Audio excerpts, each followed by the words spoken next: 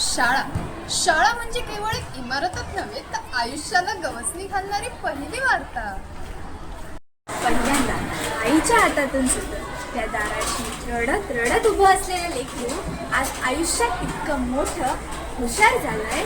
त्याचं मूळ कुठे असेल तर ते इथंच. पुस्तकाच्या सुवासात कितीतरी स्वप्न दडलेली असतात आणि वहीचा एक कोपरा मित्राच्या नावाने राखून ठेवलेला आणि शेवटचं पान बोरिंग लेक्चर मध्ये चित्र काढण्यासाठी. शाळा म्हणजे फक्त शिक्षणच नव्हे तर ते आपल्या अनुभवांचं नाजूक जाळं असतं, जिथे आपल्या आयुष्याचं पहिलं पान लिहिलं जातं व आपली ओळख तयार होते. भांडणांची चोरलेल्या चॉकलेटांची गंमत पुन्हा तोच आनंद तीच मजा. आणि देशपांडे खेळायचे कबड्डी, खो खो, लंगडी आणि व्हॉलीबॉल. खेळ कसे निघून गेले काही कळलंच.